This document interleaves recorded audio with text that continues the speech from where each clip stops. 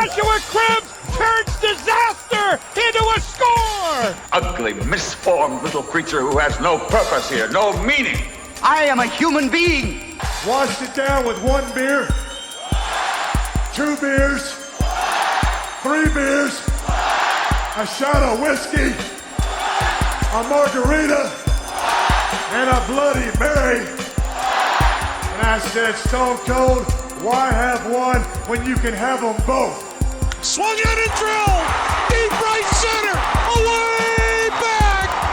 Gone for Tony! Irving and Curry, one-on-one. Irving puts it up.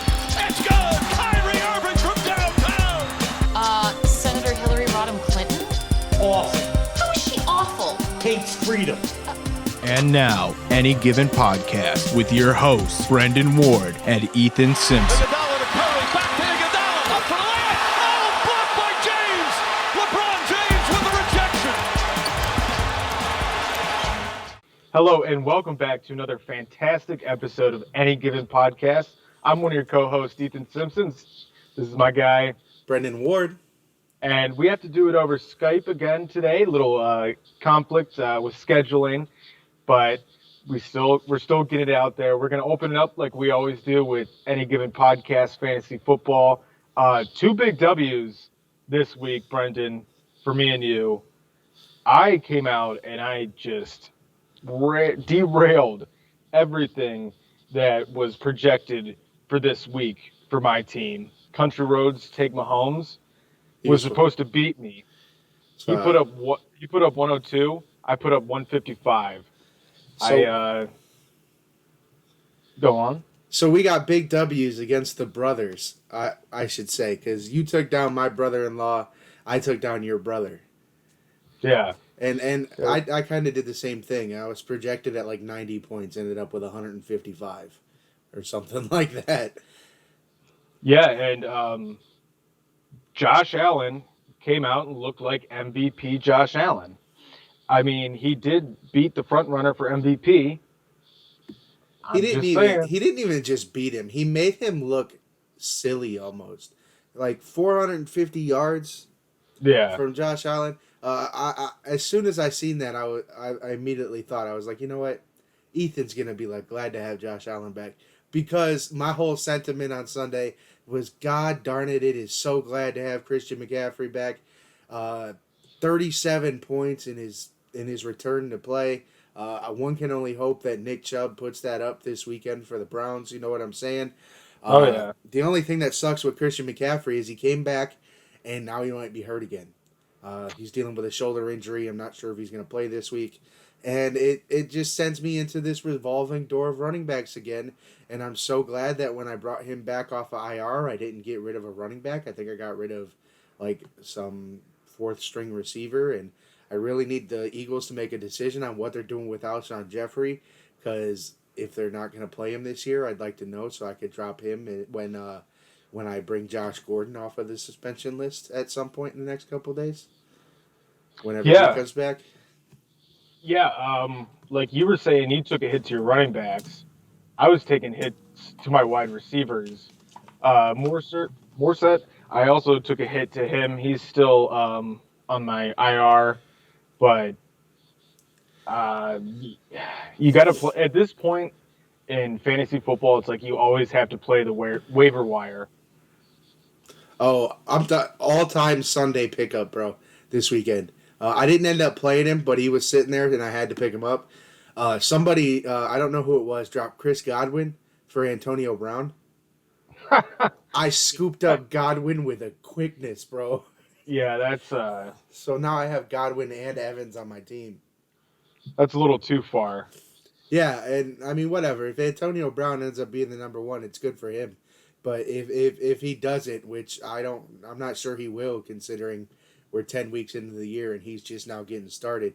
I'm very excited that I got Godwin. So we'll see where that goes. Fuller has been kind of my flex, and he's hot and cold. Sometimes he's scoring 25 for me, and sometimes he's scoring like 5 or 10. And I'd really like to not have to play him this weekend against the Browns. Yeah. that's going to be a tough one. With the Browns and their secondary, wouldn't it be smart to throw him in there? You see, the fantasy GM in me says it's the right move. You know what I'm saying? Because I know the Browns secondary, but the fan in me doesn't want to have to watch this Browns game on Sunday and have to root for Will Fuller to have a big game. Which, if the Browns lose, I'd imagine it's because Watson and Fuller connected quite a bit in the end zone. Yeah, that's the one thing. Isn't that the worst when you have to come down to those decisions? Like, you got to put pride against actual football knowledge. Yeah, and it's like I already complained the other day because Baker went on the COVID list. I said that it's inevitable if Keenum plays and the Browns beat a 1-win Texans team, the Baker hate will flow. And it's going to piss me off because if Baker misses a game and Keenum wins a game that they should freaking win, the Browns are 5-3 and the Texans have won one game all year, right? So unless they won this weekend, I can't remember.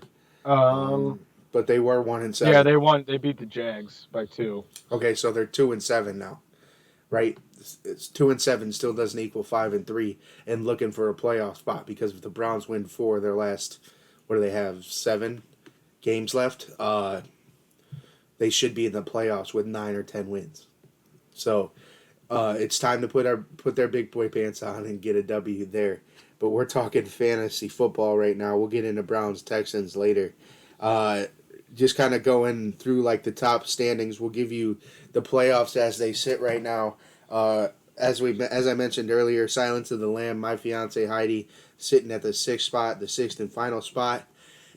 And then we got you here, my man Ethan, with the Kent Honks at the 5 spot, at 5-4.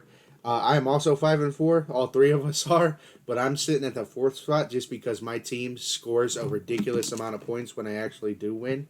Some of my losses, it's kind of actually crazy. I scored 147 points, and the only team that could have beat me all week was the team I was playing. So like that week I lost to Heidi, I scored 149 points. It's the second highest scoring team in the league. The only problem is she was the first highest scoring with 152. Yeah, that's one thing about fantasy. Unlike the NFL, fantasy is all about how many points you score, this, that, and the third. Fantasy is really pretty much just a nerd thing. Yeah. But, whatever. I enjoy it. The average person can't come in and be successful consistently. It takes a lot of luck for a random person to do it. Yeah. So who else is coming up? Or on our what are the rankings? All right, headed to the top 3 at number 3 at 7-2. We got Devil Lettuce Wop Lover after losing this week. He kind of dropped. He had a very bad week. I forget who he played, but he dropped down all the way down from 1 to 3. And then your boy Kyle, the fantasy F words, at number 2 at 7-2.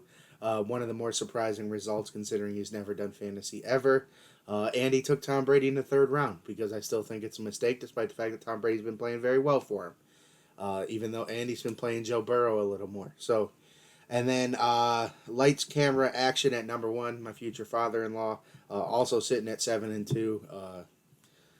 He's got a pretty good team, and it's been a consistent team. And lately, him with Devontae Adams and DK Metcalf, that wide receiver duo, has been going pretty solid for him. Yeah, those were some great pickups. So, moving on to actual football, not fantasy football. We're going to start off this week, what happened in week 9. I'm not going to do the same thing I did last week because it's a different feel when you're on Skype. Yeah, it's a little different. We'll discuss the games and stuff like that, but it's hard to do the whole spiel that you did last week, the rundown you did last week, and yeah, you don't have the same energy through Skype than you do in person in studio. So it started on Thursday night. The Packers came out and they beat the 49ers 34-17. Obviously, I think everybody knew that was going to happen. This is not the same 49ers team as last year. They had Garoppolo out, Kittle out. A lot of players were out. So I mean, a win's a win. You can't take that away from the Packers. But this was definitely not the Super Bowl team that we saw last year. No, like you said, I think it was 7 out of 11 total offensive starters weren't playing, and Nick Bosa isn't playing on defense. Their best defensive player, arguably one of the better pass rushers in the league. The only person I might put ahead of him is probably Myles Garrett at this point, because Myles Garrett is probably somewhere near the lead for NFL Defensive Player of the Year. Yeah, oh, absolutely. So moving on, Falcons come out and they beat the Broncos 34-27. That was another close game. There seemed to be a lot of close games this week. That was a game that I was kind of expecting the Falcons to win, just solely on the fact that Matty Ice is a veteran compared to Drew Lock. Yeah, that Broncos offense is still trying to figure out just exactly what it is. They're not bad, and Drew Lock seems like with some progression under that offense that he could be a very good quarterback. They might need to think about a better coach at some point and start investing in other things around him. I know they brought in Melvin Gordon and Henry Ruggs. They have Jerry Jeudy. Henry Ruggs plays in Las Vegas. So Jerry Jeudy looks like he's going to be a stud. Look for that Broncos team to start slowly climbing themselves back. The unfortunate thing is they're sitting in an AFC West that's looking like it's going to be dominated by Patrick Mahomes and the Kansas City Chiefs for the next 10 years. Yeah, sorry, just trying to get myself lined up here. So, my Buffalo Bills and my Josh Allen came out and whooped off on the Seabirds 44-34. Josh Allen proving that he is, without a doubt, an NFL or the MVP candidate, and that the Bills are a real deal to be dealt with down in January. I know he hasn't been playing well, but he's gotten 2 big W's in the last couple of weeks. A W over the Patriots is never something to take lightly, and then a win against this Seattle team. I know they have a very bad defense, but to go out there and win a shootout against Russell Wilson in that offense, good on Josh Allen. And like you said, that should really give him the respect he deserves in that MVP conversation. Yeah, absolutely. Moving on from that, the Ravens beat the Colts 24-10. Don't let that score fool you. That was a close game. And this game pisses me off. Because the Browns manhandled the Indianapolis Colts. And, they're an overrated team. They're really not that good. The Ravens barely beat them. And I know, like you said, it's a 2-score game, but the score is very misleading.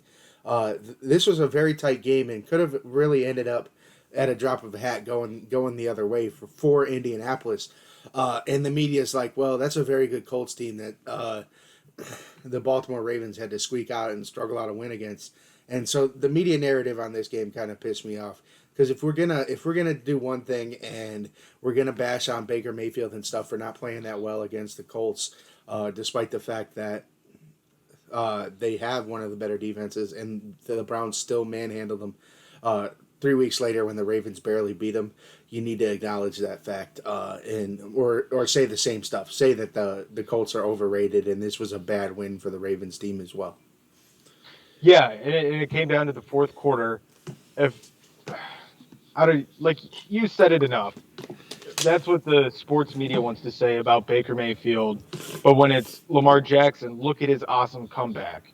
Yeah. Whatever. Hey. Whatever. All right, moving on before we get too worked up.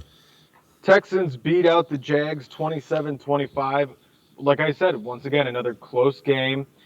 Two, I wouldn't say evenly matched teams, just because Deshaun Watson. Yeah, they have the quarterback. Yeah. That's all I can really say about that game. Now here, sorry, go on. I was just gonna say, like I said, it's the Texans are kind of an enigma to me. It's crazy to me to think that Bill O'Brien was there for as long as he was. Somehow drafted Jadeveon Clowney, had J.J. Watt on his team, had DeAndre Hopkins on his team, and Will Fuller, and then drafted a franchise quarterback and traded for a left tackle, and then blew up the team. Yeah. Makes no sense. I don't understand the DeAndre Hopkins trade. If he knew he was going to get fired, why would he? I mean, maybe that was his plan all along, was just to dismantle the team because he knew he was coming to an end there. Maybe, but the DeAndre Hopkins thing, I don't know if you remember, but the rumors swirled that it was a pretty, had to do with race and stuff like that. Oh, yeah, that's right. Yeah. Which nobody else really came to defend Hop, but I doubt Hop, he's a pretty quiet and shy, ill-spoken guy. He's not going to just... He don't want the media really on him. He could care less. I like DeAndre Hopkins because of that fact. He's not a super outgoing, and all he does is show up and catch the damn football. And so right. I doubt he's just telling stories to bring media attention, because I feel like he's one of the last few people in the NFL that really could care less if he has that attention. Yeah, absolutely. No, I totally get it. So moving on from that, Chiefs 31. Chiefs 33, Panthers 31. That was. We'll get a little more in depth here in a second on that game, but ESPN all today and all yesterday were talking about how the Chiefs are this great team, which they are. Don't get me wrong, but they've been having too many close encounters with teams like the Panthers. Panthers are great. Love Teddy, but if you're the Chiefs, you can't be in that close of a game. Here's the thing: if you were watching that game and Christian McCaffrey was beating him with screen passes and stuff like that, and he did score a lot by all means, but you start watching that game and you see that Curtis Samuel is the one beating them, or their tight end had a very decent game and things like that, and that's just things you don't expect. But I think all it goes to prove is this Chiefs team can be beat, and I think a lot of teams look at them like they're Thanos, or like they're Goliath to David, or any other. They're like they're Godzilla, and it's an insurmountable mountain to climb. But that defense can be scored on. So if you have a defense that's good enough to slow down Mahomes and slow down that Chiefs offense, they're beatable. Yeah, I think the Steelers are pretty primed.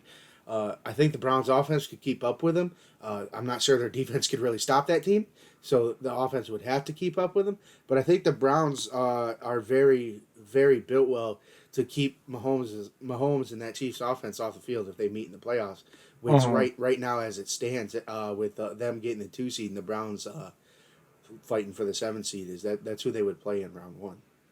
Yeah, that would make sense. The only thing that worries me is the secondary of the Browns. That was one of the strangest things that we talked about last week. How they didn't get anybody to help with that. Help with the secondary. All right, so moving on. Vikings 34, Lions 20. You know me. I don't know if you're around for my whole Kirk Cousins is a good quarterback spiel. That was probably before we met at OMS. But I would always talk about how I liked Kirk Cousins. I liked Matthew Stafford. It was a shootout. All around, it seemed like a pretty good game. Dalvin Cook's playing like the best running back in the league. Yeah. That's what their offense lately has boiled down to. 4 touchdowns 2 weeks ago again in an upset win over Green Bay, and then 2+ touchdowns and 200+ scrimmage yards the other day against Detroit. Maybe they found something. Maybe they start making a play towards the top of that NFC North. But as it stands right now, the Vikings and the Lions both are kind of a middle of the road team for me. Yeah, I can see that. Titans 24, Bears 17. I expected more out of the Titans. Them to come out even harder after losing to the Bengals last week. Well, yeah, if they would have lost this game, We would have came out today and talked about how the doors are falling off in Tennessee. Mm-hmm. Brian Tannehill, is he done? Yeah, all of that. If they would have lost, it would have been all of that.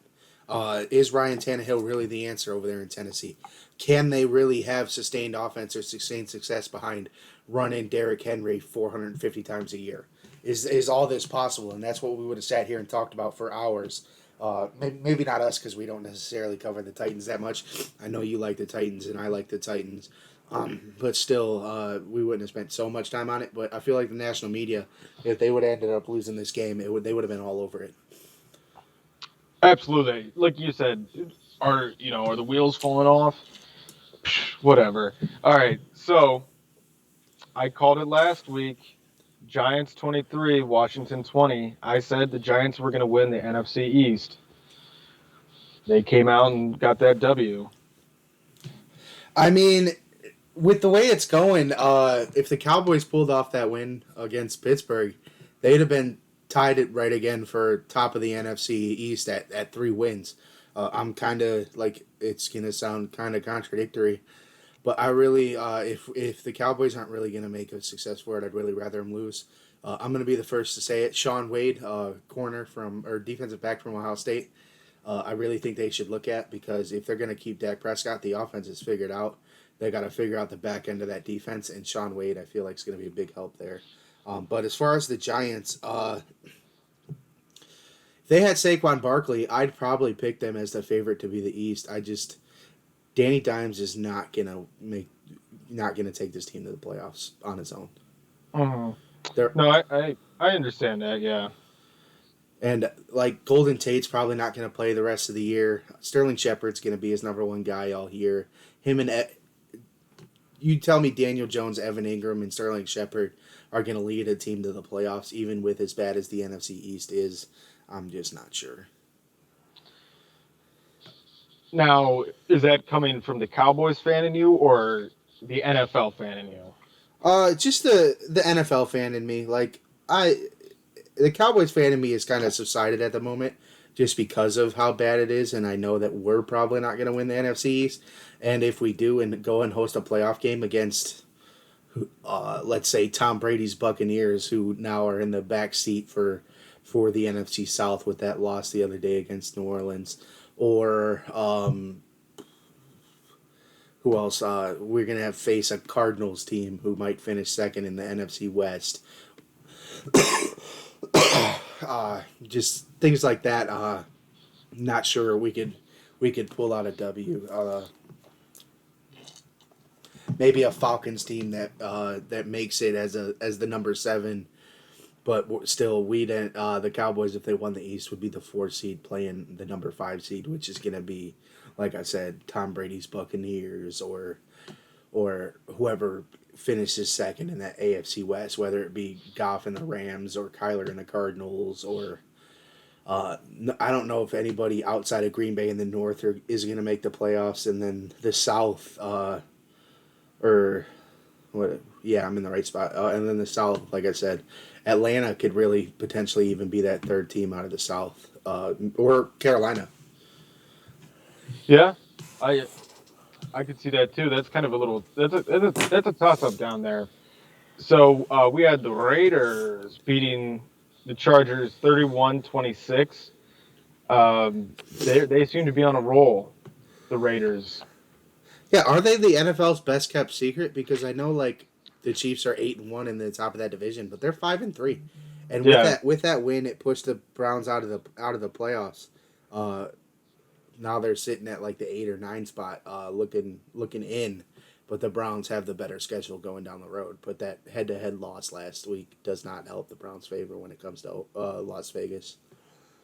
Yeah, and that's the one thing I kind of hate getting into the playoffs in mid-season, but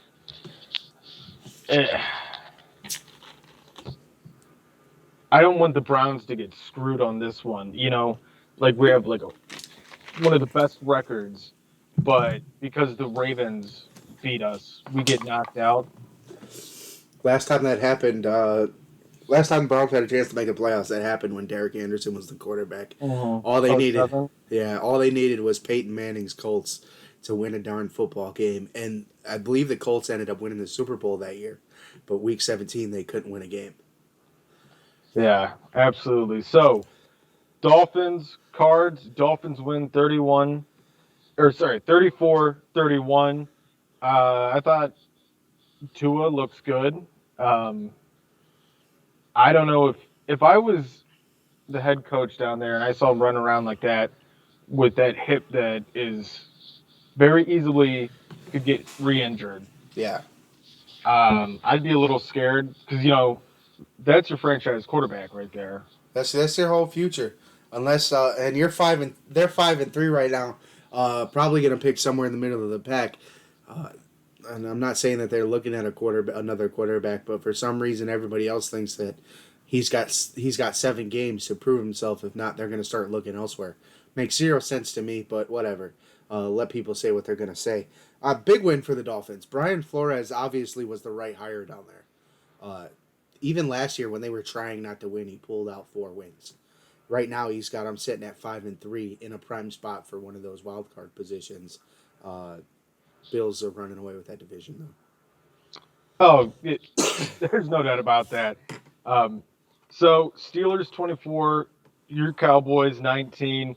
Great game. It was extremely close up until close to the end of the fourth quarter. But I was sitting there watching it. I thought they had it in the bag. I thought the boys were going to ruin the perfect season for the Steelers. I mean, I would have been the worst person to ever have a conversation with on Twitter that day. You would have seen a whole different side of me if that would have happened. I would have been going crazy. I didn't even watch the game. I watched the last quarter of it, but it's just because I was like, you know what, the Steelers have been so good this year, and the Cowboys have been so bad. It's gonna rest on the defense stopping Ben Roethlisberger, and I just didn't see it happening. But it did, and it was very surprising. Shout out to the only ever AAF MVP in history, Garrett Gilbert, former Cleveland Brown, for keeping us in that game and making it a good game and playing well. And actually, he looked like he deserved to play the rest of the year. And I actually came out of that game thinking that he would play the rest of the year until Stephen Jones yesterday, Cowboys assistant vice president or whatever his title is, Jerry Jones' son, said that as soon as Andy Dalton's healthy, he's going to be the starter again. One thing you may know about the Joneses is they don't make the smartest decisions. No, they're going to pay Andy Dalton because they're going to play him because they're paying him. There was other quarterbacks that were out there that they could have picked up, but they decided to pick up the Red Rocket. As a backup, I don't think he's a terrible option. If you're going to be as bad as you are, why not see what you have in Gilbert, considering he did that against a very good Steelers team. And you've seen what you had in DiNucci against the Eagles, which while you were in that game and had a chance to win that game near the end, still, he didn't look that good. The Eagles just looked that bad. Garrett Gilbert looked good. That touchdown pass to CeeDee Lamb was very good. That final play of the game, he was a tipped ball away from putting him on ice. Mm-hmm. Breaking the hearts of every cousin couple there is in the world. Yeah, absolutely. Garrett Gilbert was really pumping off that whole game. He looked fantastic. He looked like he did in the AAF. Yeah, AAF MVP, like I said, and he looked very good for the Browns. So when they signed him off the Browns practice squad this year, I was very excited to see. I didn't think he'd play. Trust me, did not think he'd end up seeing the light of day. But when Washington decides to try to kill Andy Dalton, and then Andy Dalton somehow ends up on COVID list, and he's going to be out for 3 more weeks, you got to figure something out. You can't just go into a game with only Ben DiNucci at quarterback And then they signed Cooper Rush, and he knows the system, and he was there for a couple years previously. So they kind of thought that would be the answer, but that's just not the answer. That wasn't their answer either. Garrett Gilbert played a hell of a game, and I was excited to see him continue to play against some of these bottom of the end teams that they're going to start playing. Yeah. It's just not going to happen. I feel it. All right, so we're going to move to Sunday Night Football, that shit show. Saints smoked the Bucks 38-3. I don't even know where to begin with this game. Breeze looked like Breeze. Brady looked like a scared rookie out there. I actually messaged this to you. It kind of pissed me off, right? I finally decide that like this Sunday night game is good enough for me to stay up all night and watch, despite having to be up early on Monday, because it's Brady versus Breeze, and no way Brady goes down like that to Breeze again after losing earlier in the year. I thought it'd be a very good back and forth game. The Bucks have been playing very well. Michael Thomas was just coming back for the Saints. I thought everything was colliding for a classic NFC South, maybe even shootout, and it just. A quarter in, it was 21-0, and it was just like, really, like, I really got excited for this game, and I'm gonna have to watch backups play. Jameis Winston got in the game there at the end. Shout out to you, Jabu. Got to eat the W on national TV against your old team. Yeah, it was a surprising game. The worst game Tom Brady's had in his career. Yeah, right. First time ever in his career he's been swept by a division opponent. Yeah, that's 21 years, and that's insane. That's insanity. To be fair, it was Jets, Dolphins, Bills. Yeah, for 20 of them, and they were all trashed in those 20 years. None of them have been anything until the Bills this year and last year. So speaking of the Pats, we're going to move on to Monday Night Football. Patriots barely squeaked out a win against the and what were they at the time? 7 Jets. Now they're 0-8, but the Pats barely squeaked it out, 30-27. The only reason I think they won is the Jets didn't go for it. The Jets punted it. Yeah, I thought that was pretty confusing for me. There were a couple things that were like, why is Adam Gase still a coach in that game? And it kind of upset me because I played a little FanDuel last night, and I only put $5 into this contest. But sitting there with 5 minutes left of the game, I open it up because I don't like to check it. I feel like it's a bad omen. I open it up, and it says I'm winning $3,500. So with 5 minutes left, was like, holy shit. I'm about to pull off the heist of the century. I put in a $5 entry into an entry with 2,500 people, and I'm about to win third. Yeah, I would be pretty pissed off too. If Burkhead would have scored that final touchdown, I was winning somewhere around $8,000.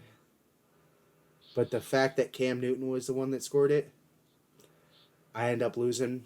I end up going down 2. I finished with 90 points. The winner was 92.89. I ended up winning $9. The guy 2 points ahead of me ended up winning $4,000. So you went from sitting there almost getting $8,000, you said? Yeah. You went from $8,000 to $9. If instead of a quarterback sneak, they would have just turned around and handed the ball to Rex Burkhead, who was in the game, bro. I got excited as hell when I seen him in the backfield at the 1 yard line. I was like, okay, solidified me. It's going to be a hell of a Christmas. Do it. And then they did a quarterback sneak. I mean, what do you expect when you have Superman on your team? The NFL fan in me was like, that's probably the right call by the coach. The guy who went from what I did, the guy that went through what he did was pissed. Yeah. All right, so that's our Week 9 roundup. It wasn't as fun as last week, but little more in depth. So more in depth. There you go. So moving on, we're going to preview the Browns or the Texans at the Browns.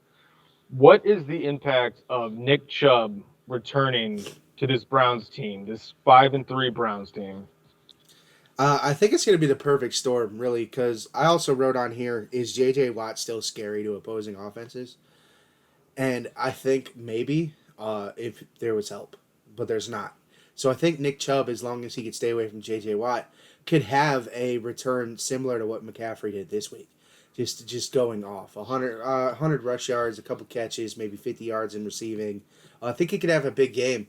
And if he's fully healthy, I really, truly expect Stefanski to incorporate him quite a bit with the idea that the running game has not been the same since Chubb has been out. Absolutely not. You have a speed back in Kareem Hunt. I know we've been saying this every week since Hunt went down, but you have the speed back in Kareem, and you're trying to have him be a power back. It just doesn't make sense. Quit trying to shove Kareem up the middle. Have him go out to the side.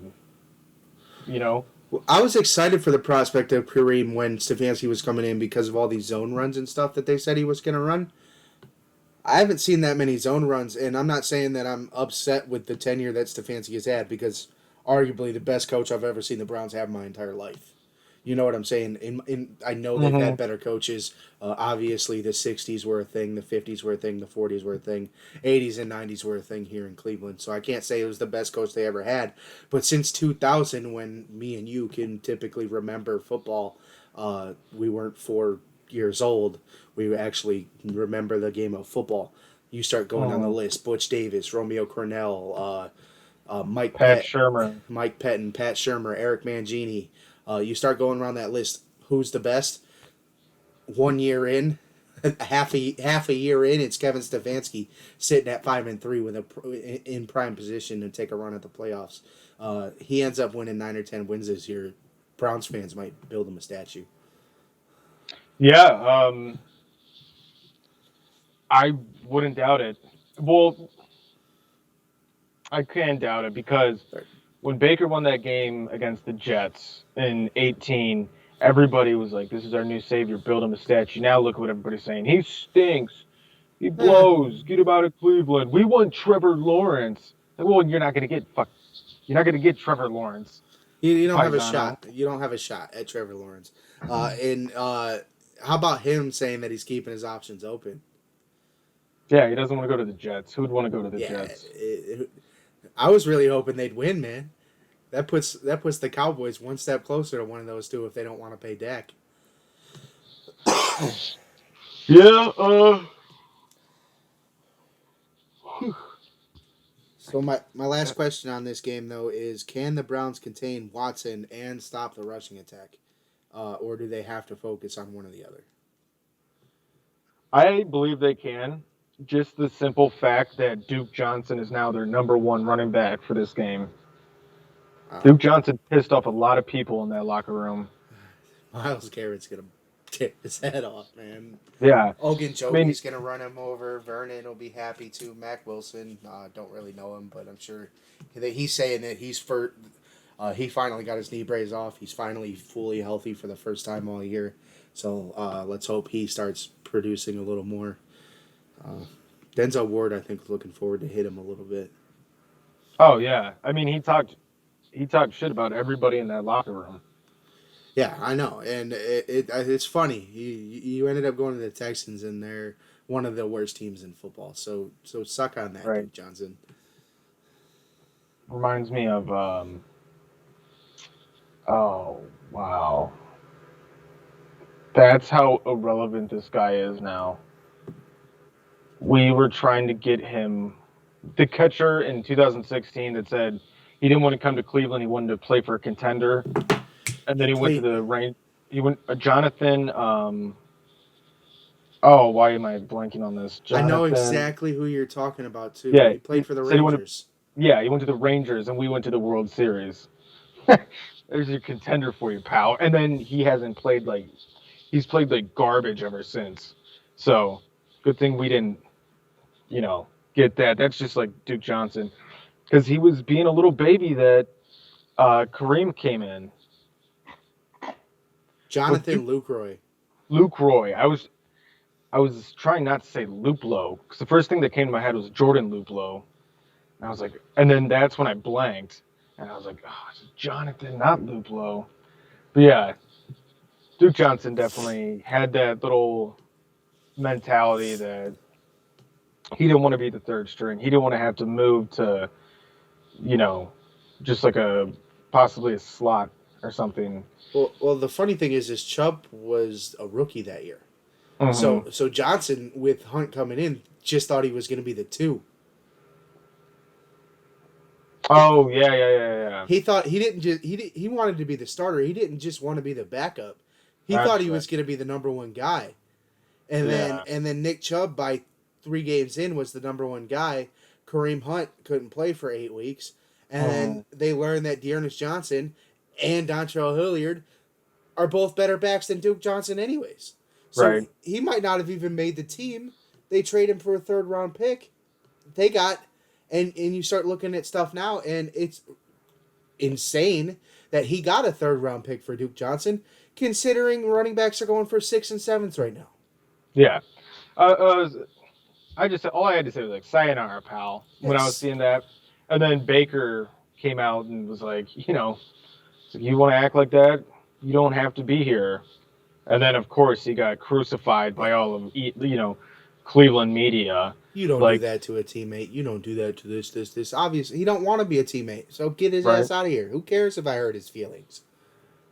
Yeah. So definitely, I think they can contain Watson and stop the rushing attack. Just because, like I said, blood in the water the second Duke Johnson walks into First Energy Stadium. I mean, at that point, I didn't know Duke Johnson was going to be the starter this year, so that's on me. But they announced it today or something like that. But at that point, focus on double-teaming Will Fuller, put a spy on Deshaun Watson, and it should be a relatively easy game for you.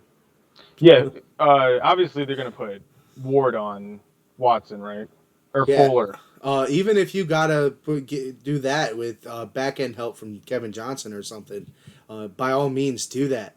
Because this is the game where I don't even really know who the 2nd and 3rd string receiver is. Does Kenny still play in Houston? Yeah, they didn't. I don't think they traded him. Okay, well, he's not really that much of a threat anymore.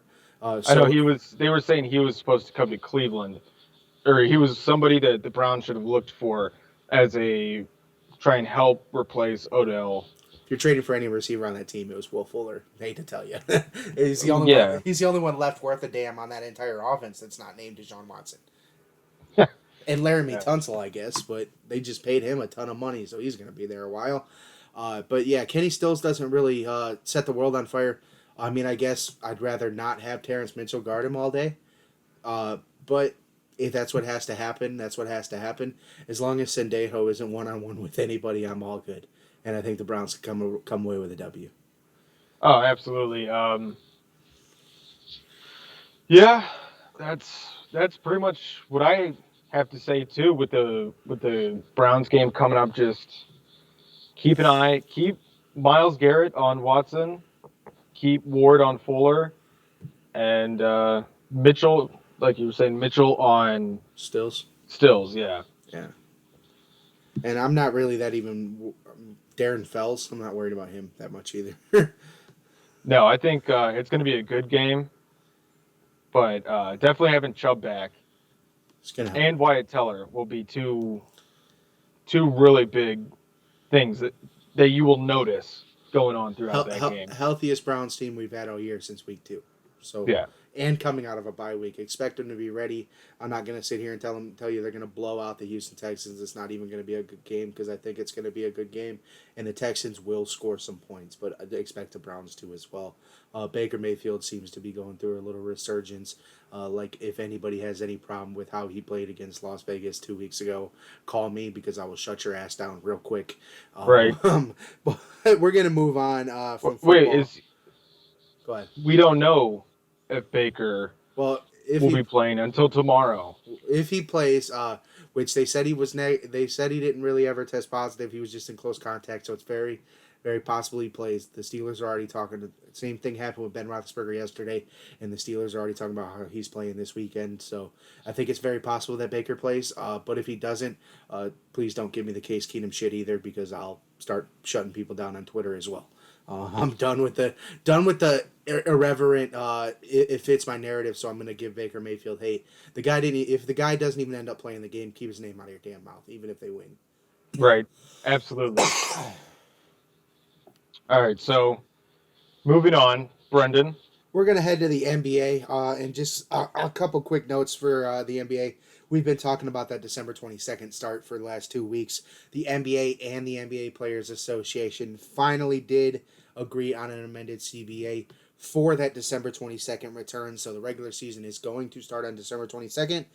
Free agency actually opens in 9 days from the release of this podcast on November 20th. And then the NBA draft is actually 2 days prior to that on Wednesday, November 18th. Our Cleveland Cavaliers actually have the 5th pick in the draft. Excited to see what they do with that. See what kind of young piece they add. I've always been a proponent of staying away from the Ball brothers, but if LaMelo Ball falls to 5, I don't think you could pass him up. I think he's got that much talent. Obi Ajin, however the hell you say his name, his first name's Obi. I can't say his last name, but that's also another piece for them to look at. But he's a big guy. James Wiseman probably won't be there by number 5.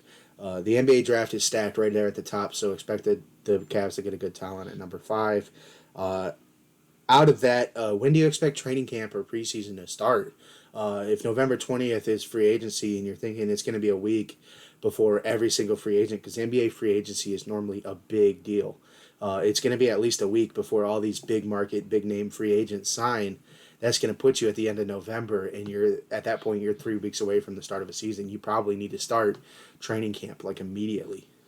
Yeah, I would assume so. There's no way that you can just hop that quickly and not do at least a little bit of training camp.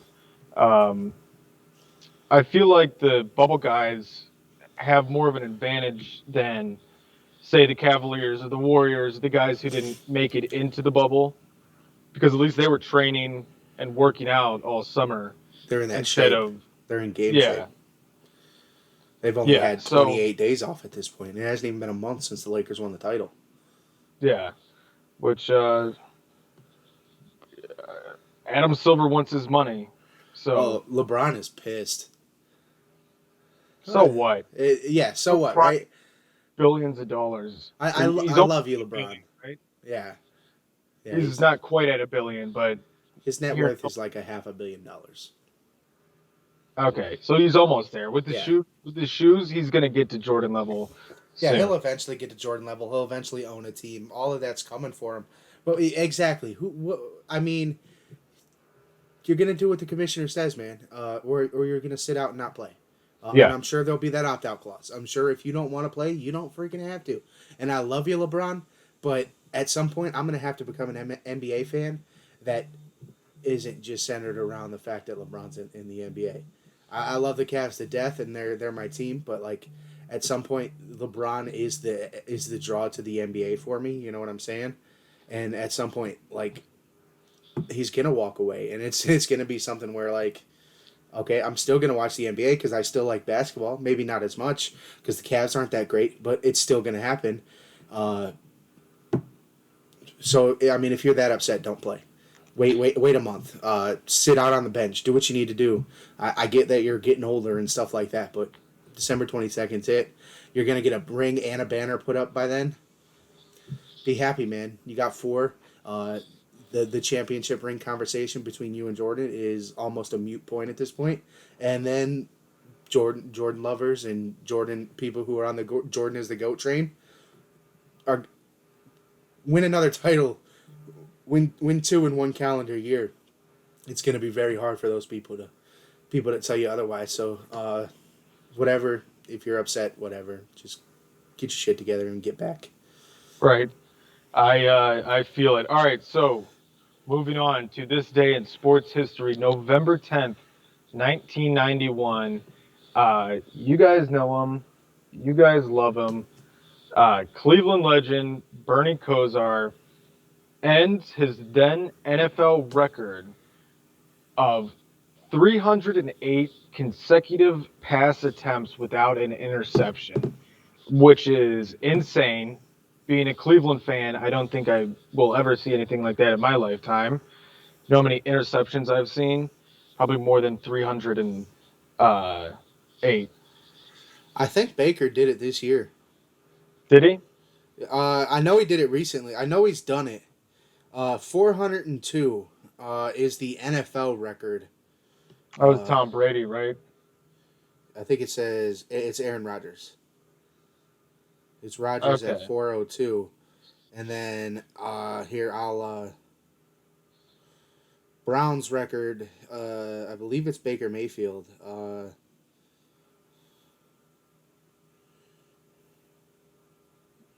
Of course, it's not going to pull it up. Well, I was just making a Browns quarterback circus joke. But Bernie Kosar, like I said, Browns legend, Bill Belichick, cut him. He went to your boys, went in for Troy Aikman a couple times, got a ring there. Then he went down to the Dolphins for a couple seasons, retired in '96. His career touchdowns are 124. Career interceptions are 87. He has a total of 23,301 passing yards under his belt. GOAT. You see him every week and Browns games. He's a big Browns guy, always talking with the players. He's in the Browns organization. So, Cleveland's favorite son. yeah, love Bernie.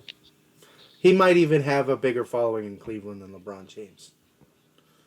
He's that big to Cleveland. Yeah. I mean, maybe not nowadays people, but when it was, Bernie. Before 16, yeah. before 16, I'd argue that Bernie was the bigger of the two. Yeah. In Cleveland, obviously, not anywhere else, but in Cleveland.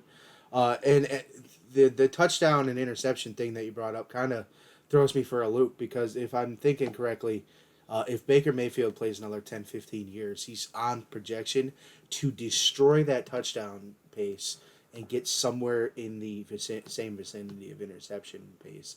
And here in Cleveland, we talk about Bernie Kosar like he's a Hall of Fame quarterback, but somehow Baker Mayfield isn't good enough. Yeah, that's just the attention span of people nowadays. They just can't. And it's also fair weather fans, these people that, watch the game every Sunday, don't know football. They see this. Like, oh, classic Browns, huh? Yeah. It's like, shut up. They don't see that Baker Mayfield is no longer running for his life.